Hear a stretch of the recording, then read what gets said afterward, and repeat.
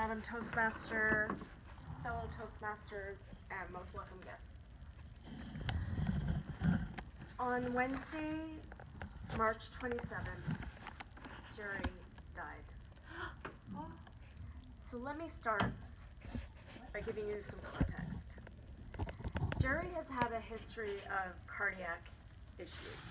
He had a mild heart attack when he was 40. He has a condition called cardiomyopathy. For the last 3 years, he's had constant chest pain that he's been seeing a cardiologist for. On Thursday, March 21st, Jerry went in for an angiogram. His cardiologist scheduled him for an angiogram. He had 2 blockages, a 99% blockage and a 78% blockage. He was literally on the verge of dropping dead. So with that angiogram, they had 2 stents put in, and he was released from the hospital on the Sunday following, March 24th. On Wednesday, March 27th, Jerry called me at 9:45 a.m. and he said, "I'm going to the ER, I'm having chest pains." He was literally on the 57 driving down to Orange County and drove himself to San Antonio Regional Hospital.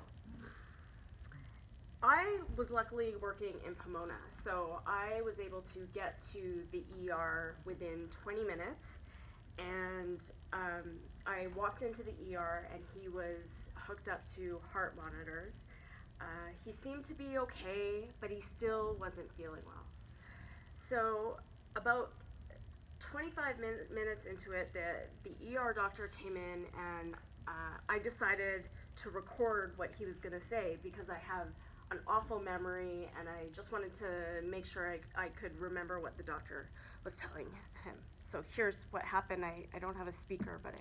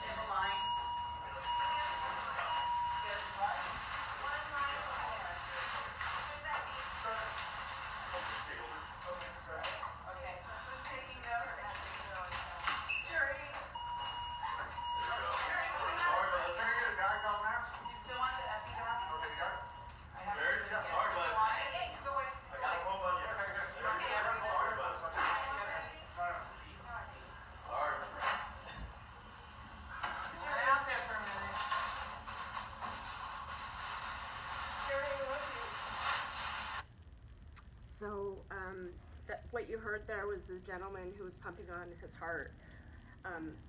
Jerry was revived, and he found this man pumping on him, and he had no idea what was going on, so he reared up, and that's why the guy was saying, "Sorry, bud," because Jerry was going to hit him. So Jerry's heart stopped for 45 seconds, and he was given CPR.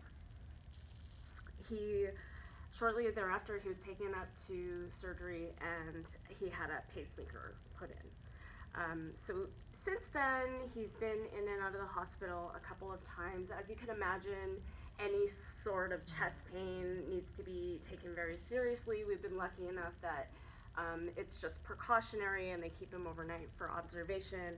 But he's doing much better now, and he's back to his old self.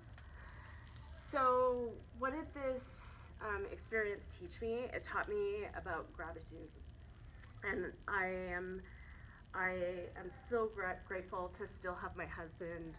I'm grateful to the man that pumped Jerry's heart so that his heart could start beating again.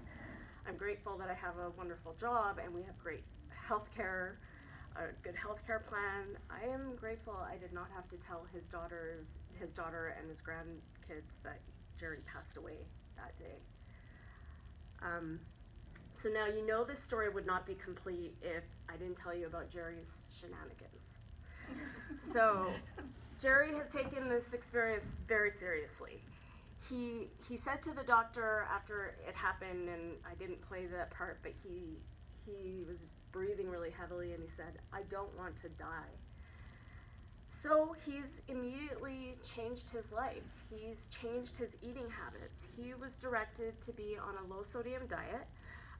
But you know Jerry, you guys know, he can't do anything halfway.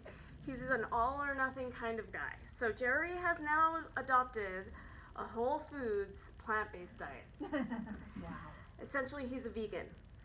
So if you don't know what that means, it means no animal products, no dairy, no meat, no bacon, no fun, and lots and lots of vegetables. So what happens when you adopt a diet full of fibrous vegetables? Well, now Jerry farts a lot. A lot. Imagine my life every night at 7 p.m. watching the show that I hate, 2.5 Men, and Jerry sitting on the couch farting up a storm. That's what's happening. That's what my life is now. So it doesn't stop there. Apparently, to be a vegan, you need new appliances, new kitchen appliances. So we now have a juicer. We have a food processor. We have an air fryer. We have a Vitamix. We have a rice cooker, and we have an Instant Pot. No vegan should be without all of these appliances that are now sitting out on my counter because we have no space in the cupboards for all of them. And of course, Jerry wants me to be healthy too. So every time I grab a piece of cheese, he looks at me, "Don't you want to be healthy? Shouldn't you be watching what you eat?" And I'm like, "Jerry, it's a piece of cheese, for God's sake." So I am very lucky, and I have trained Jerry to make dinner every night. We've come a long way, you guys, you know. But obviously, if he's cooking a lot healthier foods, and he's making lots and lots of vegetables, and what happens when I eat lots and lots of vegetables? Lots and lots of farting. Not a Toastmaster.